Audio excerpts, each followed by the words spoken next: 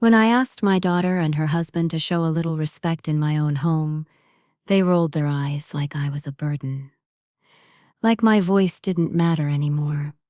They thought I was just a harmless old woman. What they didn't know is that I spent 30 years working as a legal secretary, and I learned exactly how to take someone down without ever raising my voice. You can tell a lot about a person by the way they look at you when they think you're powerless. My daughter Karen used to look at me with admiration when she needed something. A ride, a babysitter, a loan. But now that I'm 67 and don't move as fast, now that my knees creak in the morning and I take naps in the afternoon, she sees me as nothing more than background noise in a house I paid for. It started subtle. Little sighs when I spoke up during dinner. Eye rolls when I reminded her to label the leftovers. Her husband Todd would smirk like I was cute for having an opinion. I let it slide at first. You always do, don't you? You let it slide because you love them. Because you think maybe they're tired or stressed or didn't mean it. But then it got worse. They started talking over me. Not by accident, but with intention. If I made a suggestion, they'd dismiss it. Mom, let us handle it. You don't need to worry about that. We know what we're doing. And when I asked them just once to please stop speaking to me like I was some confused old lady, they laughed. Karen actually said, "You've done your part, Mom. Just relax and let the grown-ups handle it now." I raised, fed her, clothed her, put in overtime at the firm so she could have braces and prom dresses, and that overpriced college education she never finished. And now she wanted me to be quiet, invisible. I thought back to the days at Clarkson and Myers, the law firm I worked at for over 30 years. I wasn't a lawyer, but I might as well have been. I typed motions, reviewed contracts, filed deeds, answered phones, corrected attorneys when they got statutes wrong. I learned more about property law and asset shielding than most paralegals. I was never just the help. I was the brain behind the curtain. And if there's one thing I know better than anyone, it's how to read fine print. That skill had saved my neck more than once, and I had a feeling it was about to save it again. See, Karen and Todd weren't just rude. They were plotting something. I could feel it in the way they started acting overly sweet, offering to take over my finances, talking about downsizing, casually dropping mentions of assisted living brochures left out on the counter. They thought I didn't notice, that I was slipping, but I was sharpening. I knew the first rule of survival in any legal mess: document everything. So I started taking notes. Every conversation, every odd expense I noticed on the joint account they'd convinced me to open last year. For convenience, every time they made a decision about my house without asking, I started taking screenshots, printing statements, filing them in a locked drawer in my closet, the same place I kept the original title to the house, a house that was still legally entirely in my name. They must have forgotten that, or maybe they thought I'd already signed it over and just didn't remember. That's when I knew I'd have to show them what I spent a lifetime learning. Not with anger, not with yelling, but with paperwork. One night I overheard them talking in the kitchen. They thought I was asleep. "She won't even notice," Todd said. "She's too tired to keep track." Karen's voice: "I don't want her to feel like we're stealing." Todd: "It's not stealing if she's just sitting on it. This house is wasted on her." Wasted. That word stuck in my throat like a bone. They thought I was wasting the house I built with my late husband. The same house where Karen took her first steps, where we buried the dog in the backyard and planted daisies over him. The house I scrubbed top to bottom after Henry died, because I needed to do something with my hands. The next morning I got up early and called Edna, my old coworker from Clarkson. She retired a few years back but still kept her contacts. She connected me with her nephew, a young attorney named Miles, who'd just opened his own practice. I met him that afternoon at a quiet coffee shop 2 towns over. He was polite, sharp, and best of all, he listened. I handed him a folder I'd been assembling for weeks. He flipped through it slowly. Utility bills in my name, bank records, Property tax receipts. The original deed with my name on it, in black ink. You have everything you need here, he said. You own the property free and clear. Any attempt they make to transfer it without your consent would be invalid and possibly criminal. I nodded. Good. That's what I thought. We spent 2 hours drawing up a living trust, a new will, a revocation of any prior power of attorney forms they might have slipped into a pile of papers. I wanted everything airtight. I named Edna's daughter, an accountant I trust, as my executor. And then, just for fun, I added a clause. If anyone challenged the documents in court, they'd forfeit any inheritance. Miles raised an eyebrow. You really want to include that? Oh yes, I said, sipping my coffee. They want to play smart. Let's raise the stake. When I got home, Karen was in the living room, feet up on the coffee table. I refinished with my own hands. Todd was thumbing through his phone, grinning at something.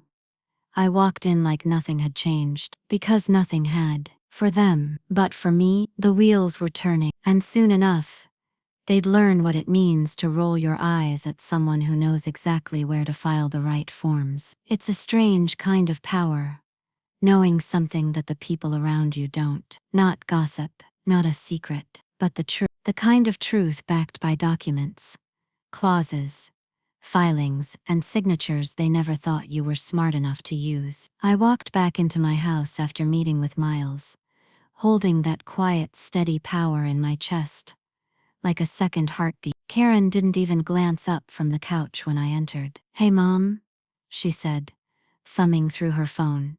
Did you see the senior apartment place I emailed you? It looks really cute. They have bingo nights and a shuttle.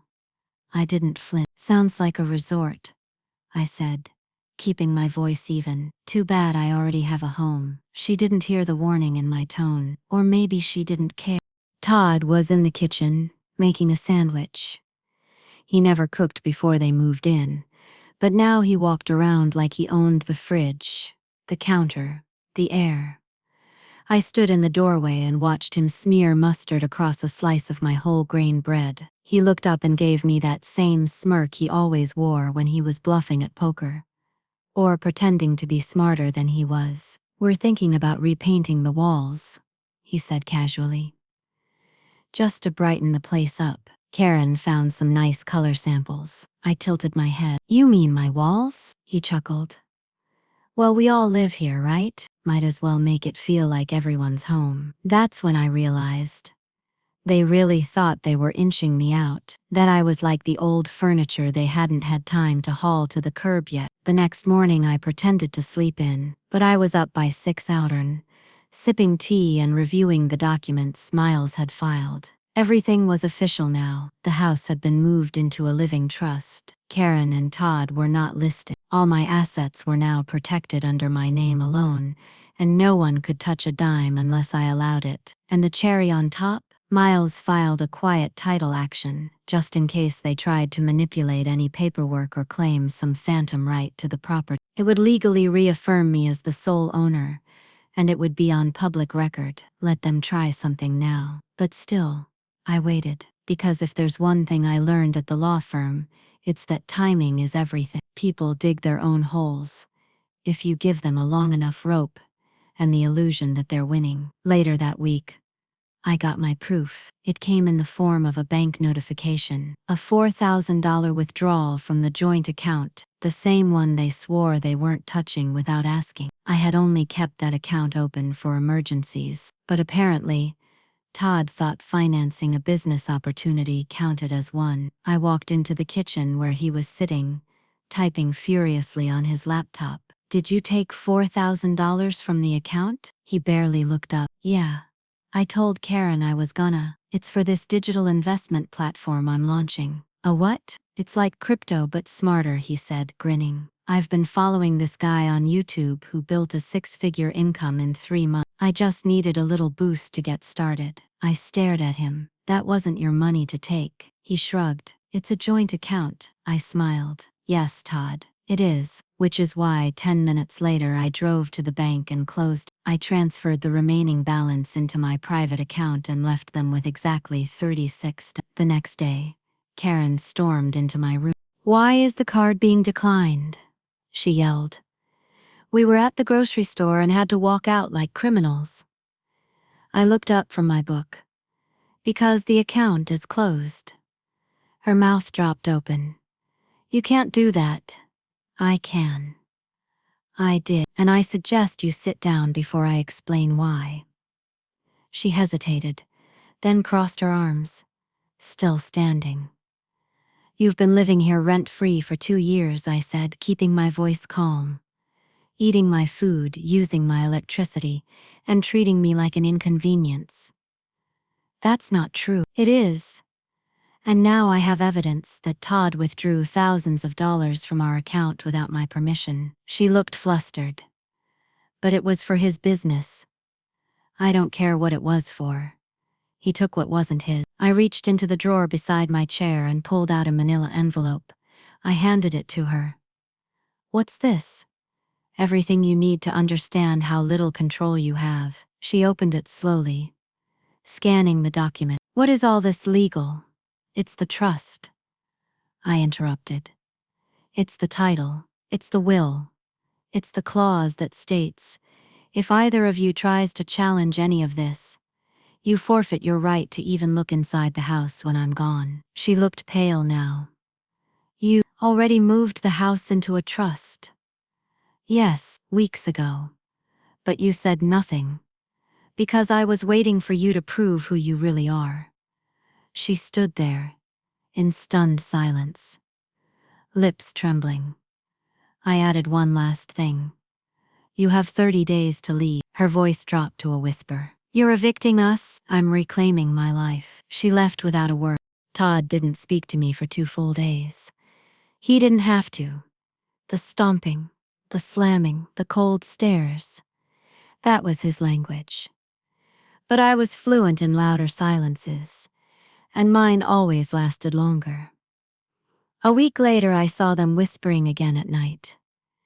In the kitchen, on their phones. I knew what that meant. They were going to make one last move. I checked with Miles the next morning. "I think they're going to try and challenge the trust," I said.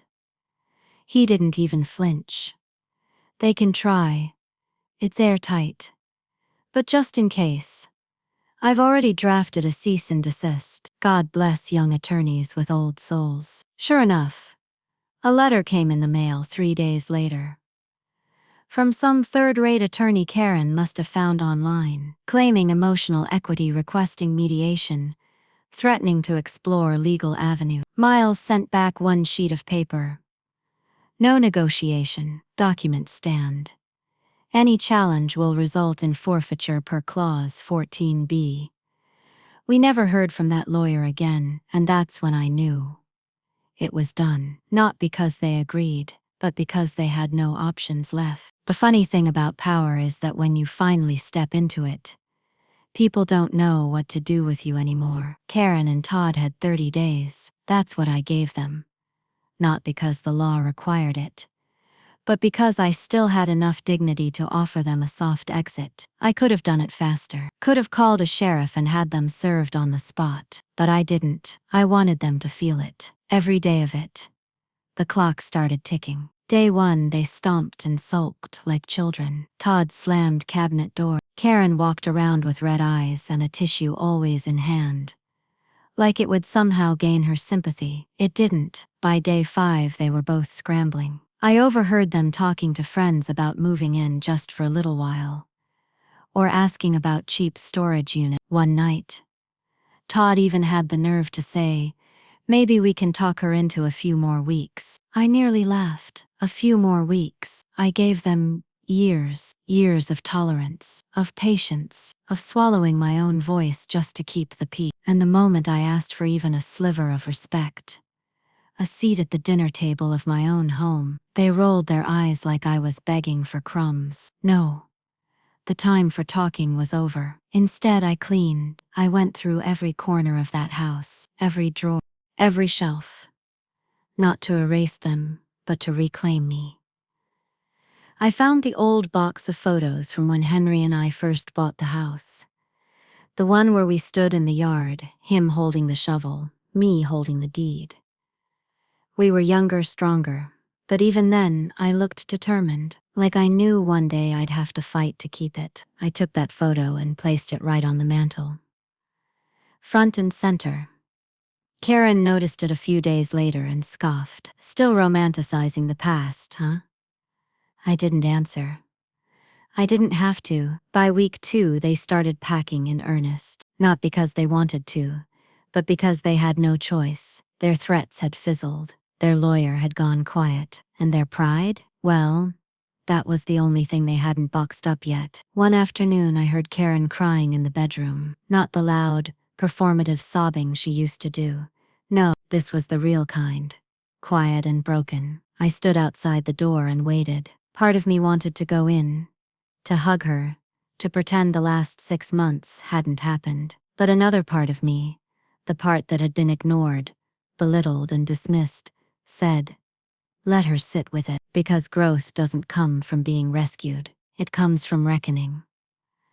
That evening, she came into the living room while I was knitting. She didn't sit. I know we messed up, she said, voice small. I know we took advantage of you. I said nothing. I didn't think it would get this far. It didn't get this far, I said softly. You brought it here. She nodded. I'm sorry.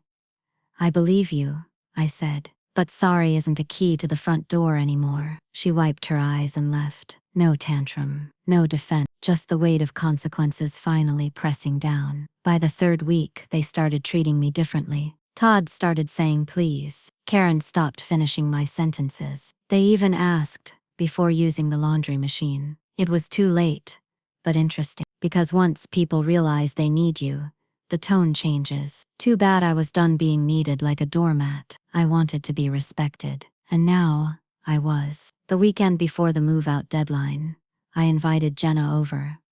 My niece, you know, the one who always brings a bottle of lemonade and 2 good ears. She showed up in jeans and a denim jacket, her auburn hair pulled into a messy bun. She walked in, took one look around and grinned. You look taller, she said. I chuckled. That's what happens when you remove emotional clutter. We spent the day rearranging furniture, boxing up what I no longer needed, and reclaiming spaces that had been co-opted. The sunroom, that was mine again. The kitchen, no longer a battleground. Even the upstairs hallway, once filled with their noise, felt quiet and clean. At one point, Jenna paused while labeling a box. You doing okay, Aunt Ruth? I nodded. More than okay. She smiled. You're stronger than half the women I know. No, I'm just finally using the strength I've always had. That night, Karen knocked on my door.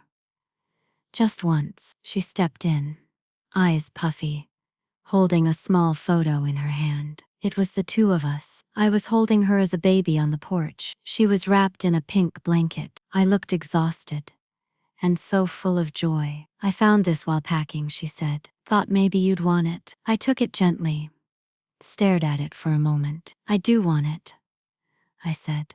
Thank you. She hovered for a second, like she wanted to say something more, ask for something more. But she didn't. She just nodded and left. The final day came with gray skies. A moving truck pulled into the driveway at 9 sharp. Todd looked miserable. Karen didn't meet my eye. They loaded box after box. I stood on the porch, arms crossed, watching quietly, not with satisfaction, but with resolve. When the truck doors finally slammed shut, Karen turned around. We're going now, she said softly. I gave a slow nod. Take care of yourself, she added. You too, I said. Maybe now you'll understand what it takes to build a home, instead of just living in one. She didn't argue, didn't roll her eyes. She just got in the truck, and they drove away. The silence they left behind wasn't heavy, it was clean. I walked back inside, shut the door, and locked it, not out of fear, but for the first time in a long time, because it was mine to lock. It's amazing how quiet a house can feel when you finally get it back. Not empty, not lonely, clear. After Karen and Todd left, I spent a whole morning walking room to room, barefoot, feeling the floors under me like they were alive again, like they were breathing differently, I stood in the living room for a long time, staring at the spot where their oversized couch used to be. It had blocked the light from the front windows, soaked up more complaints than conversation. Now it was gone, and golden sunlight was streaming in, warming the walls I painted with Henry 30 years ago. I stood in that light and let it touch my face. I whispered, "Welcome back." That weekend, I cleaned. Deep cleaned. The kind of cleaning that's half dust rag, half ritual. I scrubbed the baseboards, vacuumed the vents, opened every window, burned lavender and lemon oil in a dish on the stove, played Patsy Cline on the old record player. I wasn't trying to erase them, I was trying to find me. When I opened the closet in the guest room, I found a stack of my old files from Clarkson and Myers. Legal notes, meeting transcripts, case indexes from the 90s. I sat on the floor flipping through them like old postcards from a life I'd forgotten I was proud of. I used to be sharp, fast, a woman people came to for solutions. I still was. They just forgot, but I hadn't. I smiled, gathered up the folders, and placed them on my desk in the office. I wasn't done being useful. The next morning, I called Jenna. "House is clean," I said. "Does that mean the garbage left?" she asked. I laughed. "Let's just say the recycling truck came early." She and the girls came by that afternoon. The kids ran through the house like it was a playground. I let them. Their little feet pounded up and down the stairs, their giggles echoing through the empty hall. They filled the air with something that wasn't tension. It was joy, pure, messy joy. Jenna and I sat in the kitchen, sipping tea. "What now?" she asked. I shrugged. "Not sure. I was thinking I'd take a few days to enjoy the silence." "You could turn the guest room into an office again," she said. "I was thinking of turning it into a legal nook," I said. "Maybe even offer a little help to women who get pushed around, like I did." Jenna's eyes lit up. "A community legal advisor, you'd be amazing at that." I smiled. "Just because I'm not in the courthouse doesn't mean I can't still fight." She reached across the table and squeezed my hand. "Aunt Ruth, you're the most quietly dangerous woman I've ever met." "Good," I said. "Let's keep it that way." Over the next week, I got to work. I turned that spare room into what I called the paper room. A desk, a filing cabinet, a shelf with books about property law, tenant rights, wills, trusts, and power of attorney. I put a sign on the door, hand-painted, nothing fancy. "Ask me first." Because too many women never learn the law until it's used against them. I wasn't going to let that happen to someone else. Word started to spread faster than I expected. It began with Miss Connie from down the block. Her grandson had forged her signature on a credit application, and she didn't know what to do. I helped her draft a formal dispute letter and walked her through freezing her credit. Then came Dolores, a widowed woman whose late husband left everything to her, but his kids from his first marriage were pressuring her to be fair. I helped her protect what was already hers. By the end of the month, I had women knocking on my door with folders and tears in their eyes. Not because they were weak, but because no one had ever taught them how to fight back properly. And that's what I did now, quietly, proudly. Jenna helped me set up a website. Nothing fancy, just a photo of me at my desk, smiling, and a simple tagline. "Need help?" I've read the fine print. I didn't charge. I didn't advertise. But the calls kept coming. Sometimes late at night, I'd sit in my chair with a cup of tea and think about how close I came to losing everything. Not because someone forced me, but because I believed I was in the way. That's how they get you. Not with fists, with sighs, with rolled eyes, With "You're just confused and let us handle it." But I wasn't confused. I was exhausted. There's a difference. One day, a letter came in the mail. No return address. I opened it carefully. It was from Karen, 2 pages, handwritten. She apologized. Again, not just for what she did, but for what she didn't see. She wrote, "I thought you were fading. I didn't realize you were just being quiet. There's a difference. And I didn't learn it fast enough." I folded the letter and placed it in my drawer. No reply, not yet, but maybe someday. Later that week, Jenna helped the girls plant a row of small flowers along the side of the house. When I asked what kind, the youngest shouted, "Sunflowers, because they stand tall and turn to the sun." I nodded slowly. That's exactly what we need more of around here. That night I stood by the window and looked out at the porch. No more whispering voices behind my back. No more being ignored at my own dinner table. No more asking for respect like it was a favor. Because I had taken it, and I'd done it legally, quietly, and with every ounce of strength they thought I didn't have. Not by yelling, but by knowing exactly where the signatures belonged. When I was younger, I used to think justice looked like a gavel. Sharp, loud, final. But now I know. Sometimes justice looks like a stack of clean paperwork, and a woman in a rose-colored robe, teaching others how not to be tricked. It had been 3 months since Karen and Todd left.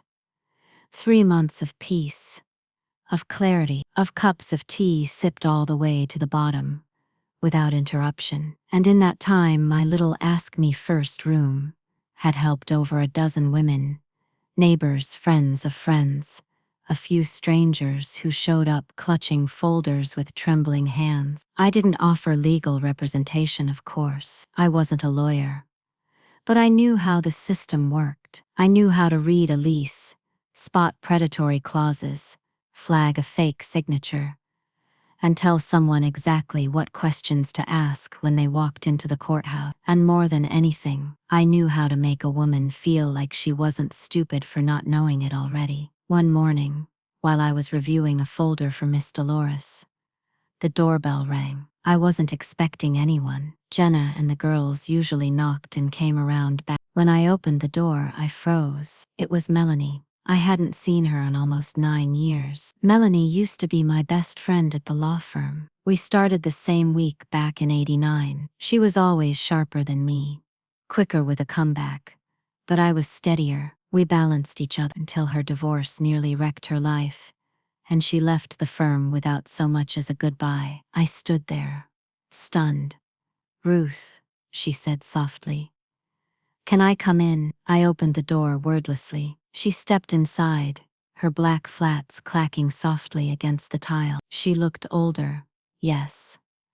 More silver at her temples, more caution in her smile. But she looked better, stronger somehow. "I've heard about you," she said, sitting down at the kitchen table like no time had passed. "Your little legal library, helping women all over town." I poured her a cup of tea, my hands steady. "I figured you might," I said. "This house has started talking again." She took a sip and nodded. "Still use the good lemon balm." I gave her a smile. Small but real. "Some things don't change." She set her cup down carefully. "I came for a reason, Ruth," she said. I waited. She reached into her purse and pulled out a red folder, the kind I used to keep in my own drawer back at Clarkson and Meyer. The kind we only used when things were delicate. "My daughter," she said. "She's in trouble. She bought a condo with her fiancé, but he put everything in his name. Now they've split, and he's trying to evict her." I raised my eyebrows. "Is her name on the deed?"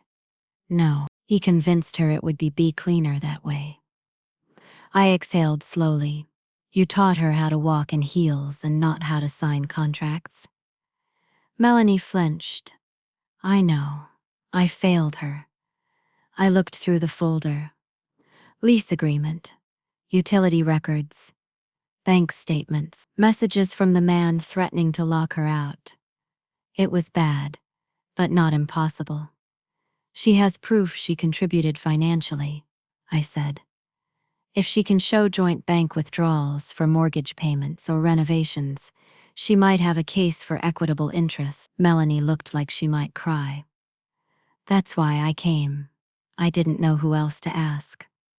I closed the folder. She can come see me, I said. Not you on her behalf, her. Melanie nodded. She's scared. Then I'll be gentle, I said. But I won't lie to her. If she lets someone own everything, she'll have to face the lesson before she gets the solution. She's just like I was, Melanie said quietly. I leaned back in my chair. Then maybe this time, she'll finish the fight. Melanie smiled, but there was sadness behind it. I'm proud of you, Ruth, she said. You always were the one with the quiet fire. I shrugged. Just took me a little longer to light it. She left 20 minutes later, and I stood by the door for a long while after, watching her car pull away. It reminded me that the women who need help aren't always strangers. Sometimes, they're the people who knew better. Or should have. The next day, I got a call. A girl with a trembling voice on the other end. Hi, is this the lady who does the paperwork help? Yes, I said gently. My name is Ruth.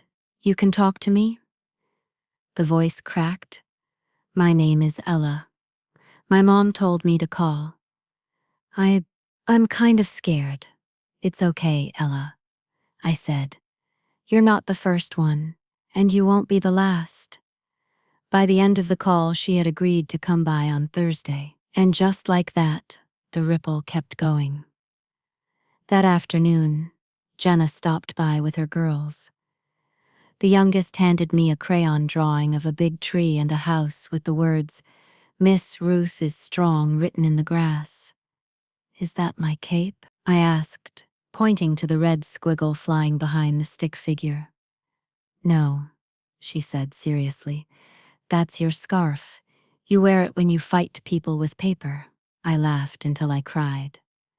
Jenna watched me from across the room, arms crossed, soft smile on her face. You're building something, she said. And it's going to outlast you. I folded the picture carefully and set it beside the trust documents I kept in the drawer. Then I better make sure it's built right. Because this wasn't just about getting my house back anymore. It was about reminding every woman who's ever been silenced, talked over, manipulated, or dismissed. You don't have to scream, you just have to know where to sign. The hardest thing about healing is that it doesn't come with a lock. You patch the wounds, you clean the house, you find purpose again. And just when the quiet starts to feel like home, the past shows up and knocks. It was a Tuesday morning when Karen came back. I was watering the flowers by the porch. Not the roses I planted for Henry, but the new ones the girls picked out last month. Wild zinnias, cheerful things that didn't care where they grew as long as they had sun. The old gate creaked. I looked up, and there she was, my daughter. Not in the jeans and sunglasses she used to wear like armor, not with the smugness she'd carried like a handbag. She looked smaller.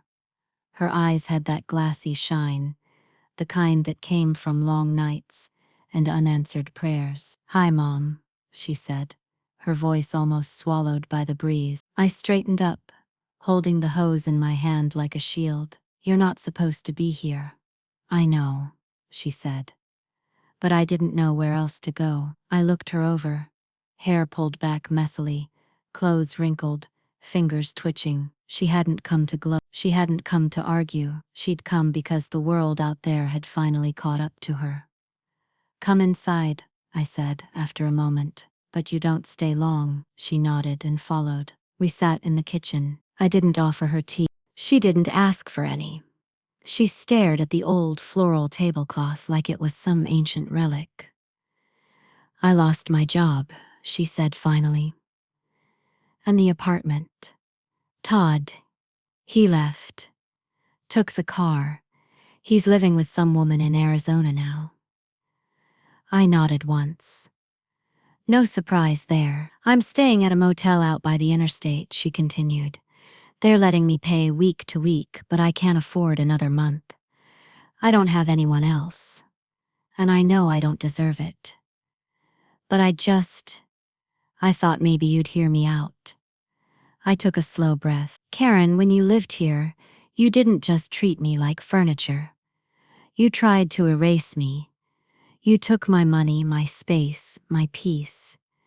Tears welled in her eyes. I know I didn't understand then. I was selfish and stupid. No, I corrected. You were entitled. She didn't argue. She just nodded slowly, silently. I've changed, she whispered. I had to. Life made sure of that. I watched her carefully. There was no fidgeting now. No dramatic tears. Just stillness. Real remorse has weight to it. It doesn't flail. It just settles. I'm not asking to move in, she said. I wouldn't do that to you again. I just wanted to see you. To say, thank you, for not letting me take everything. I blinked. That I didn't expect. Thank you for stopping me, she continued. Because if you hadn't, I would have ruined you, and I would have ruined myself too. The silence that followed was long and heavy. Not hostile, just full. Then she reached into her purse and slid a manila envelope across the table. What's this? I asked. I went to therapy, she said. It was one of the requirements to keep my job at the time. They told me to write down the truth. All of it. No edits. That's my letter. You don't have to read it.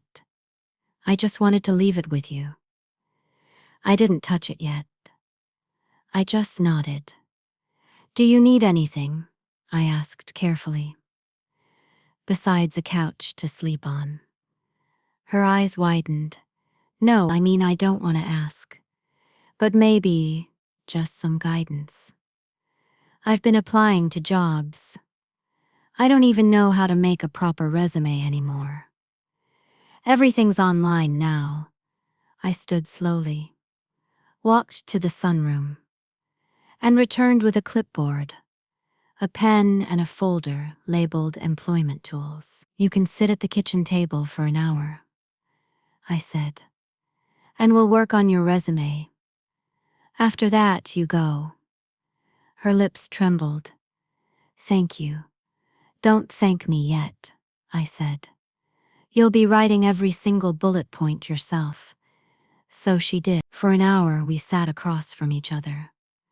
Her typing awkwardly on my old laptop while I corrected her phrasing. I helped her organize her job history, suggested phrasing, made sure she didn't sell herself short. But I didn't do it for her. She had to own it. And she did. At the end, she looked up with red-rimmed eyes and said, I think this is the first honest resume I've ever made. I nodded.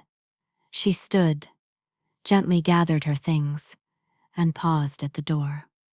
I won't show up uninvited again, she said. That would be wise, I replied. Then, just as she was turning the knob, she stopped. Do you think we'll ever be okay again? I didn't answer immediately. Because the truth is, I didn't know. But I did say this. We might not be what we were, Karen. But we can be something else, one step at a time. If you stay honest. She nodded and left. When the door closed behind her, I sat back down at the kitchen table. I didn't cry. I didn't shake. I just opened the envelope. The letter inside wasn't long, but it was clear. It listed every manipulation, every dollar, every word she shouldn't have said, not to earn my forgiveness, just to face it. I folded it neatly and placed it in the drawer beside my trust documents, not to forget it, to remember what healing actually looks like, and that it starts with truth. That night, I sat on the porch with Jenna, sipping hot cocoa while the girls chased lightning bugs across the yard. "You okay?" Jenna asked. "She came back," I said. "I figured she would." I looked out at the lawn, golden with firefly light, and smiled. Good thing the gate works both ways. People say revenge is about getting even, but what I found is it's not about evening the score. It's about rewriting the story, not so that you come out on top, but so you're finally written into it. Not as a burden, not as background, but as the author. After Karen left that day with her resume and her regret, I sat in my favorite chair and stared out the window for a long while. The sun was slipping low, and the light made the glass shimmer like water. I could see my reflection in it. Not the old woman they rolled their eyes at, but someone else. Someone I hadn't seen clearly in years. Me. I thought about everything it took to get here. The years of silence, of being treated like an afterthought in my own home. The insults that came in soft tones and condescending sighs. The manipulation that wore kindness as a mask. And how I finally decided I was done asking for space. I'd take it, and now I had it. But it wasn't just space I had now, it was clarity. So I did what I always do when something matters. I made a list. It was simple, written in black ink on the back of a legal pad. What I leave behind. Not possessions, not just the house or money or papers, but meaning. Jenna came by that evening with the girls. They brought sugar cookies shaped like little suns and stars. I sat with them on the back patio, watching them decorate with icing and giggles, and I realized something. This wasn't just a house I had reclaimed. It was a home again, a safe, strong, resilient place, and it needed a steward. So I called Miles, my lawyer. We reviewed the trust again. This time I added a clause. Jenna would inherit the home, of course, but not just as a gift, as a responsibility. The paperwork now includes a provision that the house must always be used, at least in part, for the benefit of women in need. Temporary housing, legal aid, or mentorship. Because I didn't want this house to be a monument. I wanted it to be a haven. "You're creating a legacy, Miles," said as he finished drafting it. "No," I corrected. "I'm creating a firewall against silence, against helplessness, against the idea that women over 60 are supposed to sit down and shut up." When I told Jenna, she got misty-eyed. She hugged me and said, "You're making sure your story keeps helping people even when you're not around to tell it." I nodded, because someone always needs a Ruth. The next few weeks passed peacefully. I still took calls from women needing guidance, still hosted tea with neighbors who wanted to learn about power of attorney forms or rental protections.